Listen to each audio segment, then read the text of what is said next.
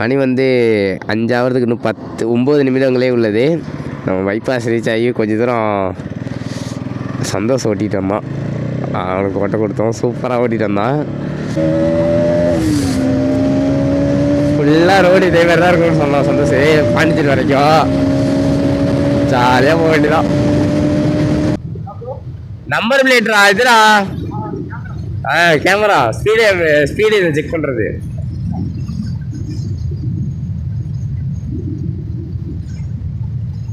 நம்ம எனக்கு தெரிஞ்சு மாட்டிருப்போம்.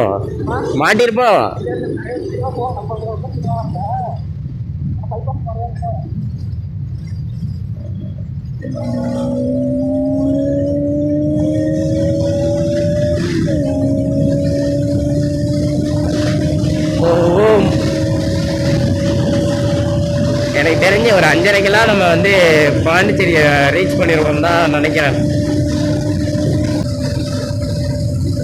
அதிகமாக ரோடெலாம் புதுசாக போட்டுருவாங்களே, அதனால சூப்பராக தான் இருக்கும்.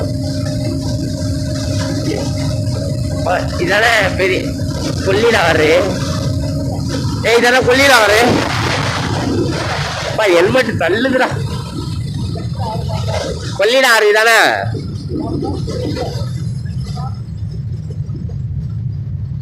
இதானே கொள்ளிடம்.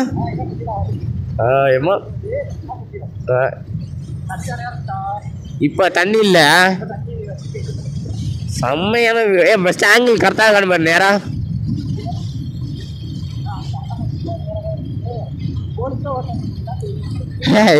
இல்லை நான் வந்து போலீஸ் தானே பார்த்தேன். காக்கி கலர் ட்ரெஸ் போட்டு வேற யாரும் நினச்சேன்.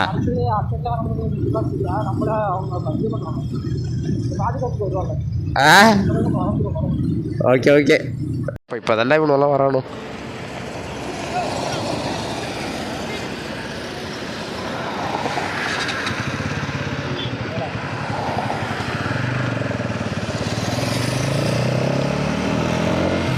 இல்லை இவங்களை எங்கே பார்த்தோம் நம்ம விளாகர்ஸ் விளாக் பண்ணிட்டு போகிறாங்க. நம்மளும் தான் இருக்கோமே வேகமாக போயிடுறோம். இல்லை சைடில் போவா. ஏன்டா சைடில் போகணுமா? நமக்கா? அப்போ இந்த பைபாஸ் எங்கே போவோம்? இப்போ விழுப்புரம் தாண்டி தானே பாண்டிச்சேரி போவோம். இல்லை பாண்டிச்சேரி தாண்டி தானே விழுப்புரம். ஆமாம்.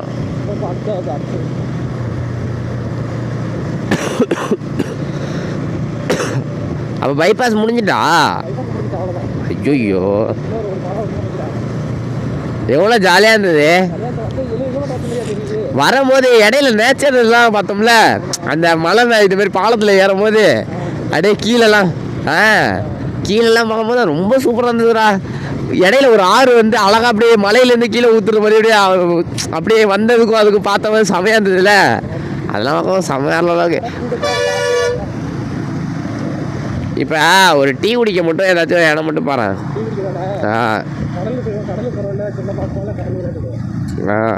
இவ்வளோ தூரம் வந்துட்டோம், ஒரு டீ கூட குடிக்கலன்னா அவன் வந்ததுதான் ஸ்பீடாக வந்தவே. இப்போ நம்ம பாலத்தை விட்டு இறங்கணும் அவ்வளோதானே.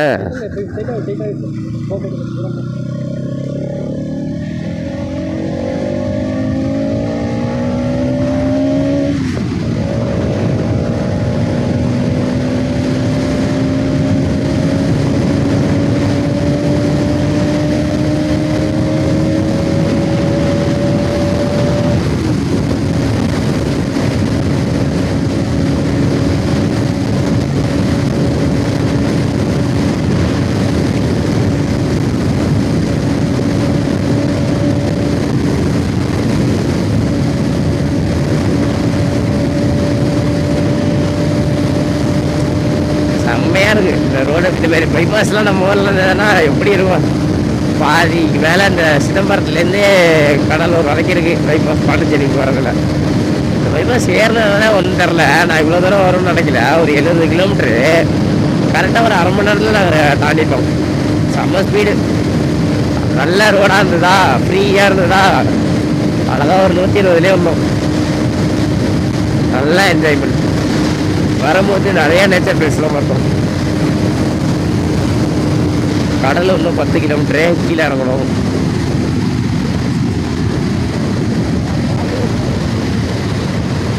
இவங்களாம் தாண்டா விளாகரு. பின்னாடி அழகாக ஒரு பேக் வச்சுக்கிட்டு இல்லை நல்ல ஹெல்மெட் போட்டுட்டு அந்த இது இன்டர்காம்லாம் வச்சுருக்காங்க பாரு லெஃப்ட் சைடில் வச்சுக்கிட்டு அழகாக பேசிக்கிட்டு ஜாலியாக போகிறாங்க. நம்மளும் தான் இருக்கோமே ஏதா, நம்மளும் தான் இருக்கோமே.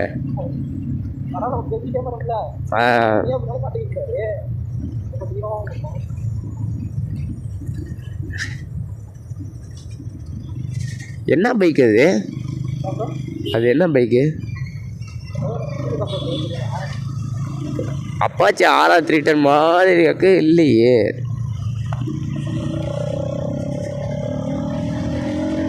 எனக்கு தெரிஞ்சு இவங்களும் பாண்டிச்சேரி தான் போகிறாங்களோ.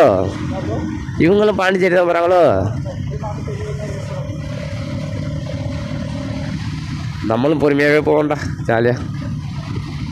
இன்னைக்கு நிப்பாட்ட போகிறாங்கடா, நிப்பாட்ட போகிறாங்க போல. CBRரா? பாண்டிச்சேரி இன்னும் 32 கிலோமீட்டரு அப்படின்னு ஒரு கல்லில் போட்டிருந்தது.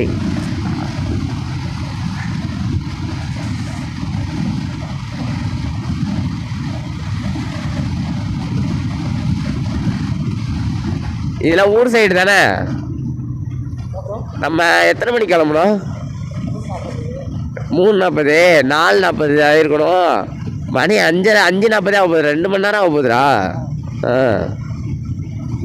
ஸ்லோவாக தான் வந்திருக்கோம். இல்லைடா, டைம் போனதே தெரியல போகிறேன். சல்லுன்னு டைம் போயிட்டு. ஐயோ, உன் பேச்சை கேட்டே நான் உன்னை 4 மணிக்கு கிளம்ப சொன்னேன். நீ இப்போ வந்துட்டு ஐயோ.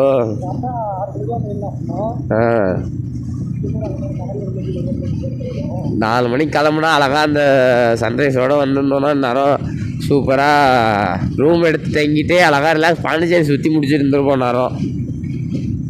நீ மதியானம் கிளம்பி பாண்டிச்சேரி இப்போ வந்து ஒன்றுமே இல்லாமல் இருக்கும். இப்போ இது நல்லா இருக்கு. இப்போ ரூம் மட்டும் கிடைக்கலன்னா உனக்கு இருக்கு.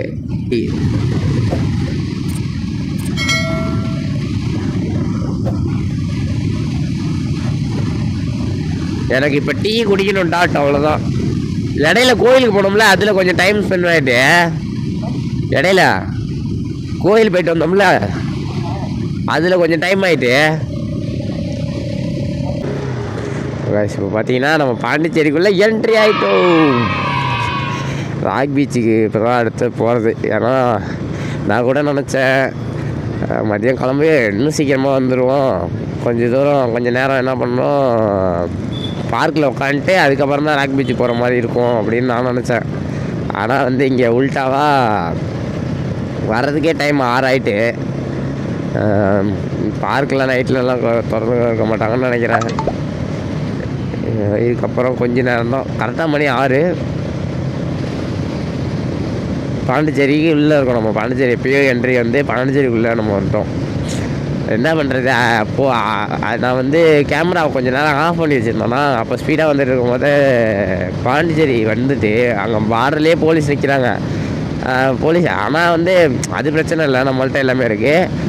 ஆனால் நம்ம அந்த பாண்டிச்சேரிங்கிற போர்டு போட்டு அந்த ஒரு சிம்பிள் ஒன்று இருக்கும், அதை நம்ம வீடியோ எடுக்க முடியாமல் போய் விட்டது. அங்கே போய் ஆஃப் பண்ணி வீடியோ எடுக்க முடியாது போலீஸ் நின்றதுனால. சென்ட்ராக நிறையா டிராஃபிக்காக இருந்ததா, அதனால நான் வந்துட்டேன் வேகமாக. கொஞ்சம் வருத்தமாக இருக்குது, மிச்சப்படி ஒன்றும் இல்லை. அழகாக பாண்டிச்சேரிக்குள்ளே என்ட்ரி ஆகிட்டோம். இங்கேருந்து ராக் பீச் எத்தனை கிலோமீட்டர்னு தெரில. எங்கள் காரைக்கால்லேருந்து இவ்வளோ தூரம் வந்துட்டாங்க. டீ கடைக்கு வண்டியை நிப்பாட்ட எனக்கு மனசு வரவே இல்லை. அப்படி ஜாலியாக வண்டியை ஓட்டிகிட்டே வந்துட்டுருக்கேன். ஆனால் டீ குடிக்கணும்னு தோணுது. சப்போஸ் ஏதாச்சும் ஒரு டீ கடையை பார்த்தா டீ கடைக்கு நிப்பாட்ட வேணாம், அடுத்த டீ கடை பார்த்துக்கலாம்னு சொல்லிட்டு பாண்டிச்சேரியாக வந்துட்டாங்க நான் ஸ்டாப்பாக. இப்போது ஒரு இடத்துல கூட நிப்பாட்டவே இல்லை. 140 கிலோமீட்ரு, 42 கிலோமீட்ரு அங்கேருந்து பார்த்தோமா நம்ம. அங்கேருந்து செம்ம வேகம். ஐ மீன் செம்ம வேகம்னா 142 கிலோமீட்டர் அங்கேருந்து பார்த்தோமா. அங்கேருந்து செம்மையாக அழகாக க்ரூஸ் பண்ணிட்டு 120 வந்து பாண்டிச்சேரி வந்துவிட்டோம். இன்னும் டீ கடையே ரீச் பண்ணல. ஒரு டீ கடை இடையில பிரேக் எடுக்கலான்னு பார்த்தா எடுக்கல. எனக்கு ஒன்றும் பிரச்சனை இல்லை, வண்டி ஓட்ட ஜாலியாக இருக்குது. டீ குடிச்சிக்கலான்னு பார்த்தாலும் என்ன ஒரு டிஸ்அட்வான்டேஜ்னால் லைட்டாக நெக் வலிக்குது. ஏன்னா முன்னாடி கேமரா வச்சுருக்கோம், கேமராவோட வெயிட்டு ப்ளஸ் வந்து ஹெல்மெட்டோட வெயிட்டு. ஹெல்மெட் கூட தனியாக மாட்டினா வெயிட்டாக இருக்காது போல். அந்த கேமராவோட வெயிட்டு அந்த முன்னாடி ஃப்ரண்ட்டில் மாட்டினது ஹெல்மெட்டை கொஞ்சம் அமுக்குதா. அப்படி அமுக்கும் போது கொஞ்சம் எனக்கு பின்னாடி நெக் பெயின் வருது, அவ்வளோதான். அதுக்கு வந்து அப்பப்போ ஒரு 60-70 கிலோமீட்டருக்கு ஒரு பிரேக் எடுத்துக்கிட்டால் கரெக்டாக இருக்கும். நம்ம வந்து 140 கிலோமீட்டரையும் ஒரு பிரேக் கூட எடுக்காமல் வந்தது வந்து நம்ம மேலே தான் தப்பு. இப்போ பாண்டிச்சேரி மெயின் பஸ் ஸ்டாண்ட் வந்து இன்னும் 12 கிலோமீட்டர் இருக்குது. நம்ம வந்து இப்போ அங்கே போல் பஸ் ஸ்டாண்டு கிட்ட தான் இருக்குதுன்னு நினைக்கிறேன். ராக்பீச் பஸ் ஸ்டாண்ட்லேருந்து கொஞ்சம் தூரம் போகணும்.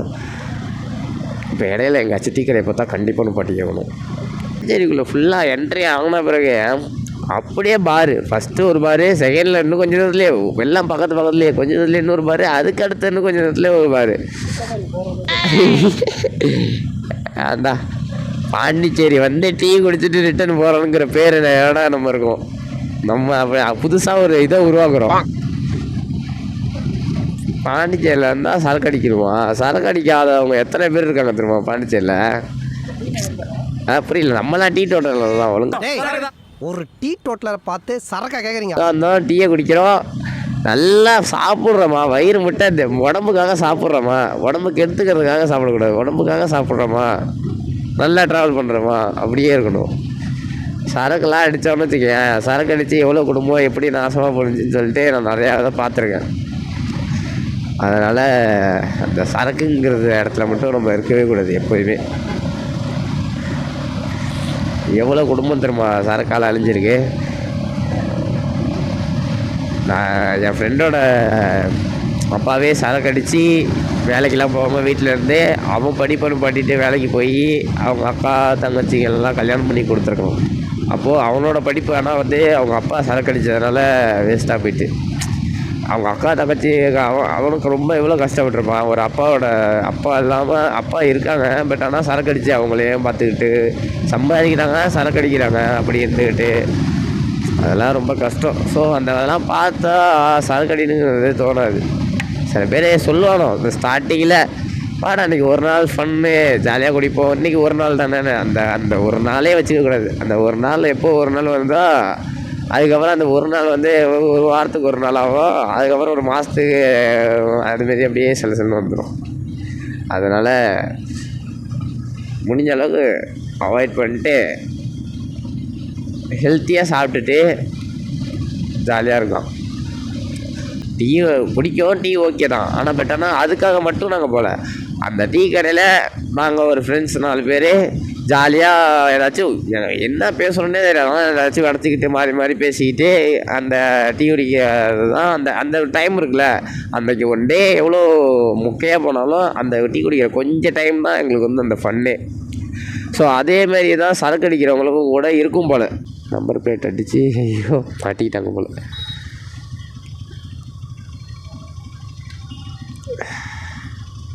சிக்னலில் மாட்டிக்கிட்டோம். சந்தோஷம் வரும்போது ஒரு டீ கடை கூட பார்க்கல.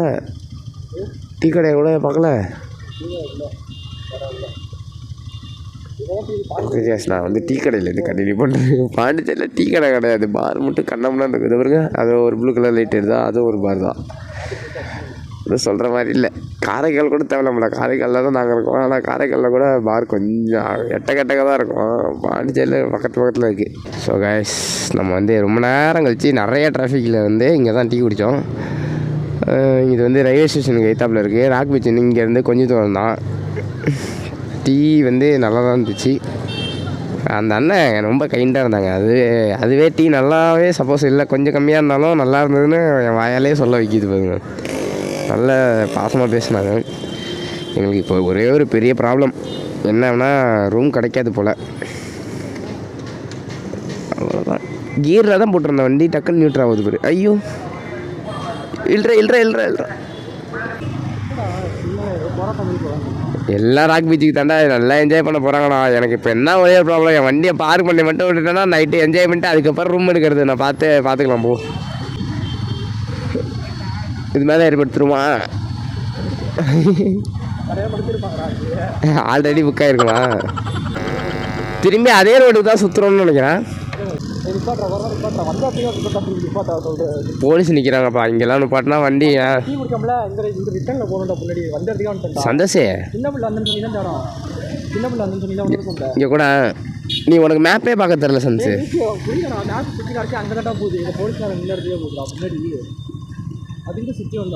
அப்புறம் ஏன் இப்போ நீ லெஃப்ட்டு சொன்ன? இந்த பாரு இப்படி போய் திரும்பி அந்த ரோடு போகுது. சரி இப்படியா ராக் பீச்சுக்கு போகிறதுக்கு ரோடு?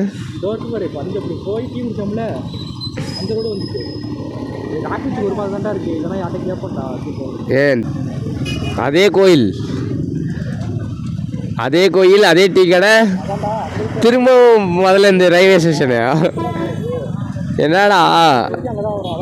கோயில் டீ கடை ரயில்வே ஸ்டேஷனு ரிப்பீட்டு, கோயில் டீ கடை ரயில்வே ஸ்டேஷனு ரிப்பீட்டு.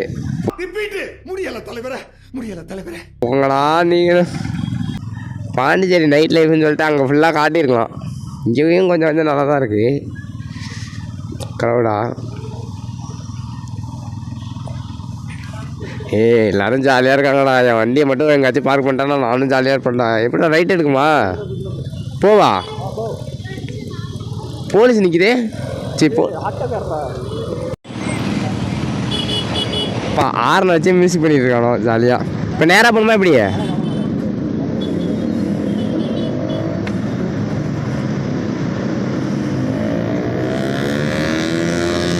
அவ்வளோதான், போலீஸ்கிட்ட மாட்டுறதுக்கு எல்லா வேலையும் பார்க்குறானோ பசங்க.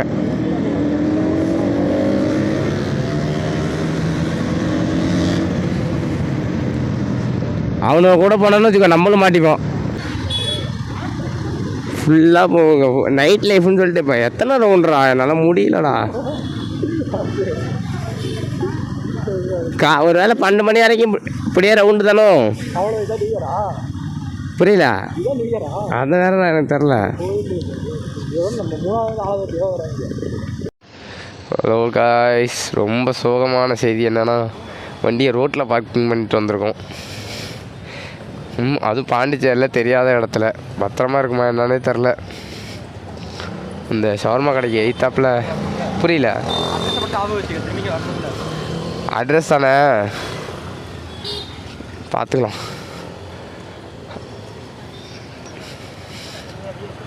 ரொம்ப கஷ்டமாக உள்ளது. இங்கே பார்க்கிங் பண்ணியிருக்கோம், பத்திரமா இருக்குன்னு சொல்கிறாங்க. அதை நம்பி நானும் வரேன். புரியல, அவர் அறக்க வரைக்கும் பார்த்துக்கிறேன்னு இருக்காரு.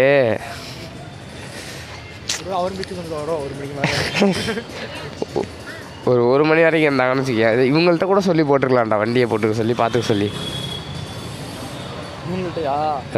அதுக்கு முன்னாடியே கிளம்பி போயிடுவாங்க. ஒரு கடைக்காரங்க தானே பார்த்துப்பாங்க.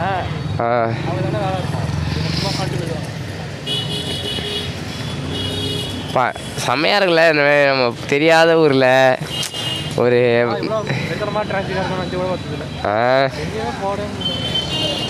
நான் வந்து 8 கிலோமீட்டர் ரொம்ப கம்மியாக சொல்கிறேடா. இந்த ரவுண்டே நம்ம ஒரு 4-5 ரவுண்டு அடிச்சிட்டோம். இன்றைக்கி நிறைய போலீஸ் நிற்கிறாங்க, அதனால திருடுறதுக்கு பயப்படணும். அதனால தான் நம்பிக்கையாக விட்டு வந்திருக்கேன். சாவி என்கிட்ட தான் இருக்குது. வேறு இந்த இடத்துக்கு ஒரு அடையாளம் ஏன்டா? எப்படி வைக்குவேன்னு கேட்குறியா?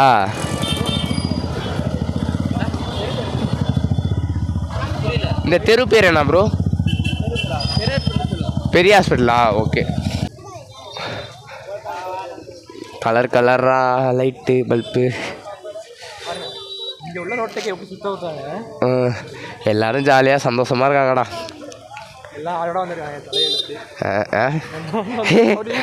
இல்லை அதை நான் தான் சொல்லுவேன். வழக்கம் போல எல்லா ஆளோட வந்துருக்காங்க, நான் கூட வந்திருக்கேன். இல்லைடா எல்லா இப்போ படுத்துக்க வேண்டியதா சொல்கிறத கேளு. நான் நியூ இயருக்கு எல்லாம் நான் என்ன நினச்சி இந்த பேக்லாம் அழகாக ரூமில் போட்டுக்கலான்னு பார்த்தேன். போட்டு ஃப்ரீ பைக்கு போட இடம் இல்லை. சரி ட்ரெஸ் எப்படி சேஞ்ச் பண்ணுவேன்? இல்லை கவலைப்படாத, பேக் கொஞ்சம் தான் எடுத்துகிட்டு வருவேன். கொஞ்சம் நீ தானே அப்போ டான்ஸ் ஆடுறது பேக்கை தூக்கி விட்டுட்டு பேக் அங்கே கிட்ட எங்கேயாச்சும் போய் கடையில் என்ன மட்டும் பிடிக்கான்னு சொல்லிட்டு அப்புறம் கட் பண்ணிட்டு என்ஜாய். சரி நம்ம வந்து ராக் பீச் உள்ளே என்ட்ரி ஆகிட்டு அங்கேருந்து கண்டினியூ பண்ணுவோமா?